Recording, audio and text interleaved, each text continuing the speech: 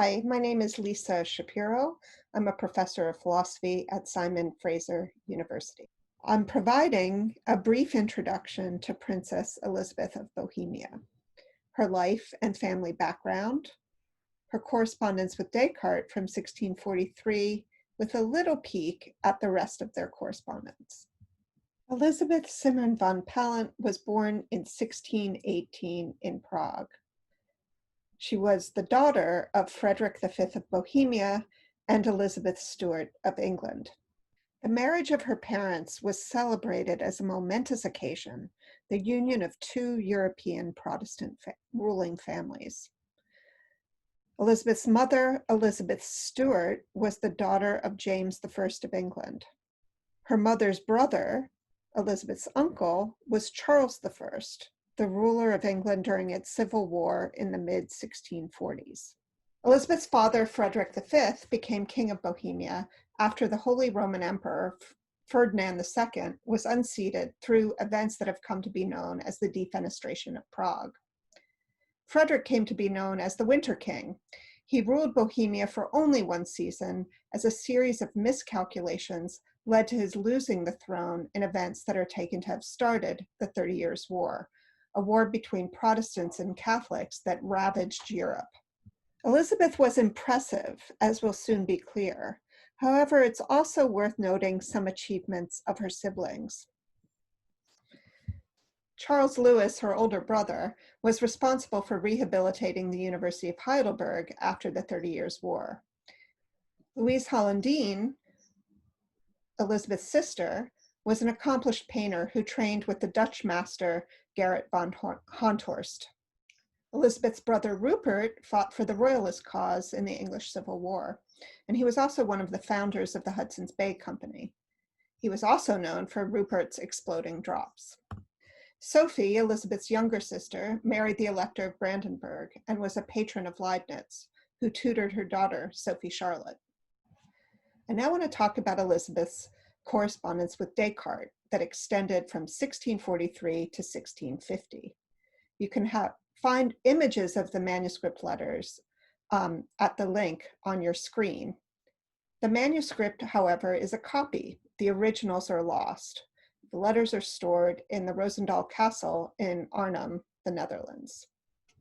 The correspondence begins when Elizabeth writes to Descartes after reading his Meditations. She has a question about how, given his dualist metaphysics, he can explain how mind and body causally interact. Fundamentally, her question is about causation. Descartes' account of causation in bodies requires physical contact of some kind, given that he thinks minds are immaterial and so have no surfaces to make physical contact. What kind of causation explains how a human mind causes changes in a human body? Descartes responds by introducing three primitive notions: the primitive notion of mind, the primitive notion of body, and the primitive notion of the union of mind and body. Each of these primitive notions are used in explanations. While Descartes agrees that neither the notion of mind nor the notion of body can explain mind-body causal interaction, he suggests the notion of mind-body union can provide an explanation. Elizabeth was not satisfied with this response. She raises these two objections. Descartes is simply inconsistent. He dismissed the ability of a notion of mind-body union to explain how heaviness causes a body to fall. How can he appeal to it here? And second, he has not ruled out the possibility that the mind is immaterial. She writes, "It's easier for me to concede matter and extension to the soul than to concede the capacity to move the body and to be moved by it to an immaterial thing." Descartes evades Elizabeth's objections. He simply asserts that we know by experience that mind can move the body. As Elizabeth puts it, I also find that the senses show me that the soul moves the body, but they teach me nothing of the way in which it does so. Elizabeth's question about the nature of causation between mind and body is left unanswered, at least in 1643. The correspondence between Elisabeth and Descartes does not stop in 1643. Here are some highlights. In 1644, Descartes and Elisabeth correspond about the geometrical problem of the three circles, and Elisabeth develops a solution that Descartes judges simpler than his own. In 1644, Descartes dedicates his Principles of Philosophy to Elisabeth, and in response, Elisabeth raises objections to some of the explanations of natural phenomena offered there. In 1645, Descartes and Elisabeth begin to read Seneca's De Vita Beata, or On the Blessed Life, together. And from there, Descartes develops his ethics, including his definition of virtue as being resolved to do what one judges to be the best. Elisabeth raises objections to Descartes' account of virtue, focusing on our regret when what we judge to be the best course of action turns out badly. Elisabeth commissions Descartes to write The Passions of the Soul, his last work. Throughout their correspondence, Elisabeth demonstrates not only her command of his philosophy, but also her connections to cutting-edge mathematics and science of the period. I just said that Descartes dedicated his Principles of Philosophy to Elisabeth. Let me read one of the passages from that dedication.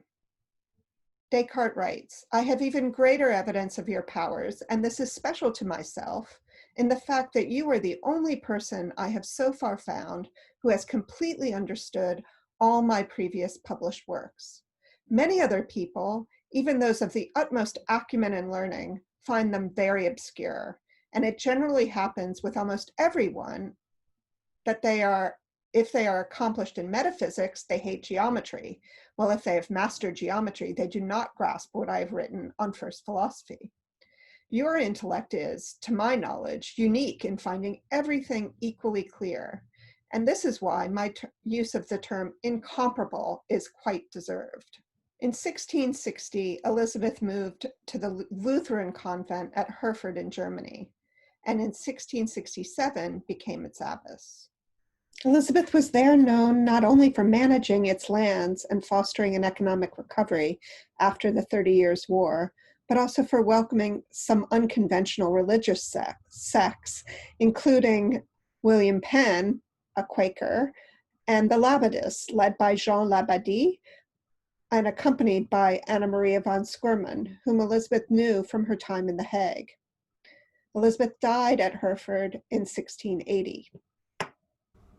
Thanks for watching.